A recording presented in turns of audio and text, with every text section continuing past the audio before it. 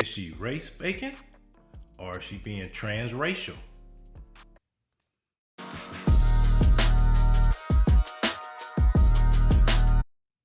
So Raquel Evita Saraswati, or as she was born, Rachel Elizabeth Seidel, was recently exposed as not being who she said she was.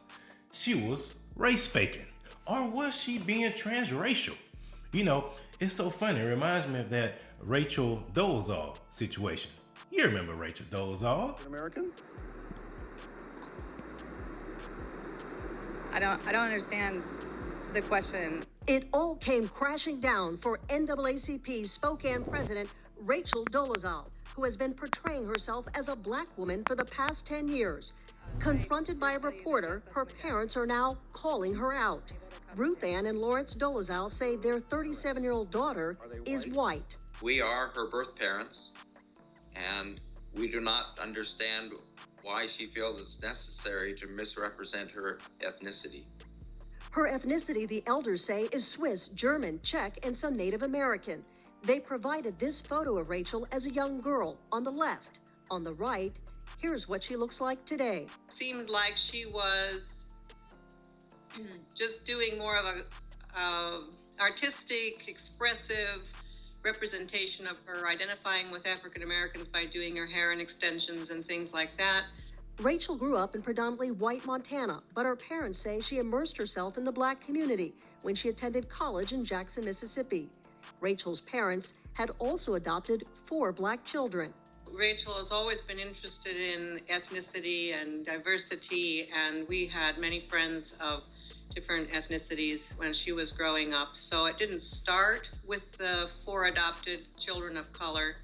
It was probably that added to her passion. Rachel even received a full scholarship to the historically black college, Howard University, which never inquired about her ethnicity on her application. Eyes were popping and jaws were dropping when she walked in to finalize her registration in person. But the Dolezels say they became estranged from their daughter when she began to assume a new black identity. Rachel married an African-American man, Kevin, with whom she had a son, who posted a video about their love. I wanna miss you for the rest of my life. Later, Rachel would post Facebook pictures of one of her adopted brothers as her own son, referred to her natural curls, and identified herself on a job application as part black. As professor of Africana Studies at Eastern Washington University, Rachel was clear. I would definitely say that yes, I do consider myself to be black. She was the NAACP leader who everybody in the world thought she was black, but she wasn't. She was lily white. You know, these people like Rachel Dolezel and this Rachel Elizabeth Seidel or Racquel Saraswati, these people hate their skin so much. They are so into this anti-whiteness campaign.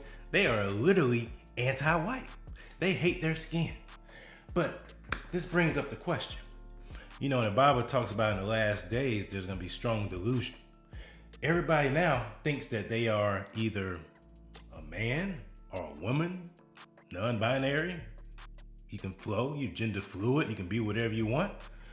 Why can't someone consider themselves white one day, black the next? Who's stopping it? I mean, we're headed down this slippery slope anyway, right? Who's gonna stop that? I mean, if you wake up one day and say, man, I feel black on the inside. I'm gonna go out here, I'm gonna get my skin bronzed, I'm gonna get my hair twisted. I feel black today. Who's to stop you? That's the question. Who's to stop you? And you know, it reminds me of that movie back in the day called Soul Man. Mom, Dad, I'm black. What? No, you're crazy. Mark Watson. Come on, Dad! from the producer of Risky Business, Soul Man. He didn't give up. He got down. Right on. But the question is, these people will get away with it. Number one, because they're women. And number two, they're liberal women. They'll get away with pretending to be black. There will not be a huge outcry. There will not be a big call for cultural appropriation like you would hear if somebody else doing it. If it was a white conservative woman who was bronzing their skin, pretending to be black, you would hear a huge outcry. But there's not gonna be a huge outcry for Raquel Evita Saraswati because she was trying to fit in. She was just trying to be down. Don't you know what she was just trying to do? She was just trying to show she was down for the cause. Don't you understand? She was just being down for the cause, that's all. And so she took it to the extreme. She said she is really anti-white, and so she's gonna bronze her skin. In all seriousness though, this is because of the fact that we have abandoned any type of moral fiber as a people. Whenever you get rid of biblical values, you open yourself up to a void to where people can be their own thing. They can be their own truth. And when you can be your own truth, eventually it's gonna be a transracial movement. You mark my words, there's gonna be a transracial movement because people will feel like they are black. Because black is the new gold. Everything black is golden. You can do anything and be black nowadays. And so therefore you're gonna have more people like this pretending to be black in order to be down for the cause, in order to be woke, as they say.